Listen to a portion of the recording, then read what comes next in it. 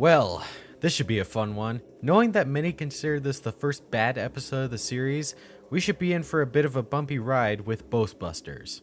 The episode begins with Twilight practicing some magic on Spike. Let's hope this isn't the beginning of some horror story with Twilight performing terrifying experiments on others.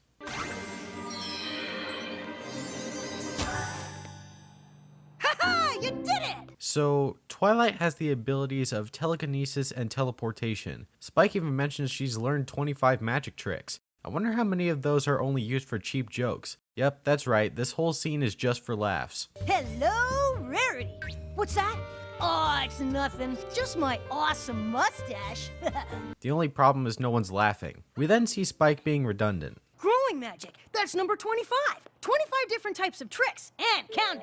25, Twilight. 25 different kinds of tricks and counting. While Spike continues to suck up to Twilight, two ponies charge towards them. Snips and Snails, voiced by Lee Talker and Richard Ian Cox.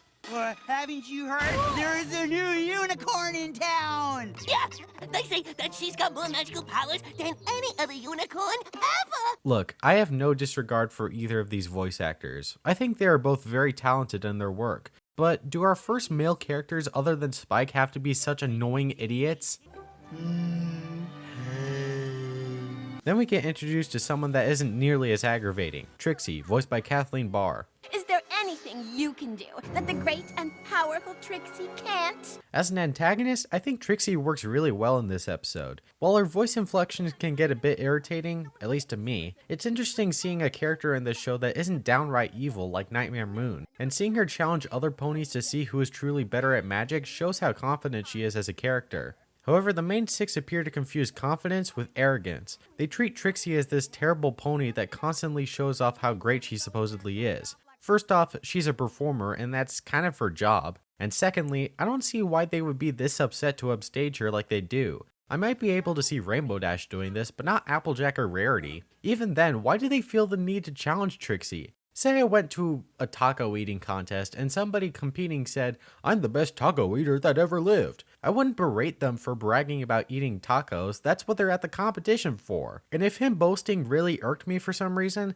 I'd just walk away. I wouldn't upstage him at his own competition. Now if Trixie was just walking around town and boasting about having great magical powers to random ponies who didn't care about her, then there'd be a believable reason for the main six to get angry at her. But the ponies in the audience are clearly interested to see her talents, so in the end this just makes the main six look like a bunch of jerks. You know who else is in that same boat of annoyance? Spike. A majority of his lines are him nagging Twilight to show off her magical abilities or telling how great Twilight is. And to show how annoying that really gets, I'll show a montage of him doing just that. Are you kidding? I don't think there's another unicorn in all of Equestria with your kind of ability, Twilight. Yes, you are. You're better than her. But you're the best. Come on, Twilight. You can do it. Come on. No pony's as magical as Twilight. Come on, Twilight. Any one of these tricks, even the teeniest, would be enough to show up Trixie. Please. She's unbearable. You gotta show her. You just gotta. We're only a quarter of the way through the episode, by the way. Trixie then tells of a story about how she supposedly vanquished an Ursa Major back to the Everfree Forest, as a way to convince every pony of her great powers. As said before, the main six don't take kindly to Trixie's boasting, and proceed to be hypocritical and try to show off to Trixie, cause that'll get you far in life. If someone is doing something you don't like, proceed to do exactly what they're doing. That'll show them. Oh please Celestia, don't let that be the moral.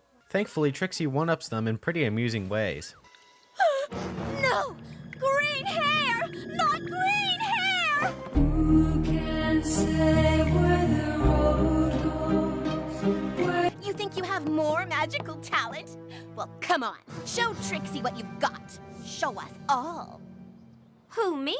I'm just your run-of-the-mill citizen of Ponyville. No powerful magic here. I think I hear my laundry calling. Laundry doesn't call, genius. Then we see Snips and Snails being idiots as usual. I like pudding. Spike obviously doesn't believe Trixie's story about defeating the Ursa Major unless he saw her do it before his eyes, which gets the two dopes an idea. Oh man, the thought of Dumb and Dumber here getting an idea is terrifying to think of. We cut to Twilight in her house with Spike begging her to show up to Trixie, and it isn't any less annoying than before. At least we get a joke that almost works. If that's the way you want to be, then fine.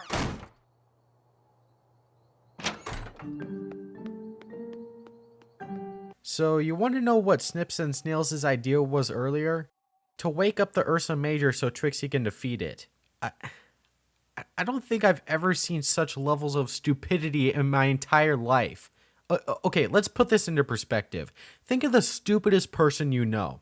At least they're not putting your entire city in danger just to prove a fact they're not even sure is correct. There's being stupid just to be a comic relief, and then there's being stupid to bring in the main conflict of the episode, which is not a good character trait to have. I'm fully convinced all sense of danger in these two ponies' seedlings for brains were just replaced with durr. These are undoubtedly the worst characters of the show so far. The good news is we're near the end of the episode, so let's just finish this.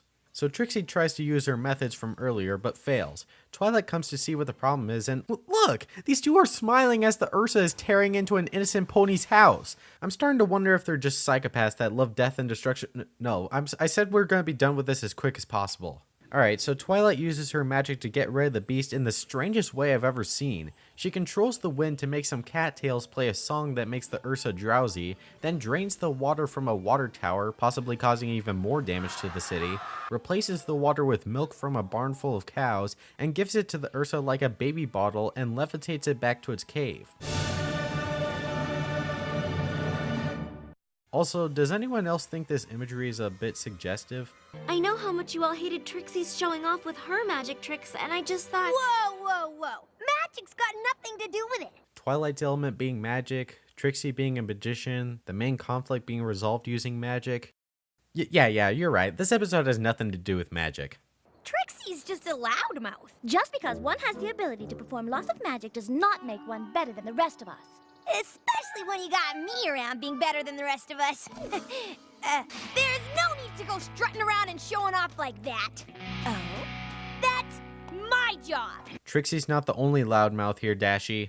So it is possible to vanquish an Ursa Major all by herself? That wasn't an Ursa Major. It was a baby. An Ursa Minor. Hey, I have another complaint. Wait, what? Oh, great. They made a goddamn diet Coke Bouncy Buddy. Great. Fantastic.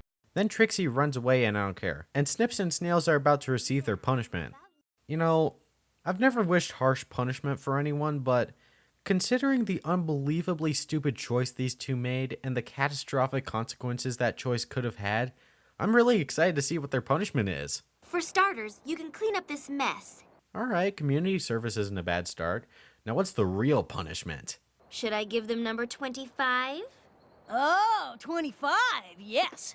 And I think I deserve it too. Say what?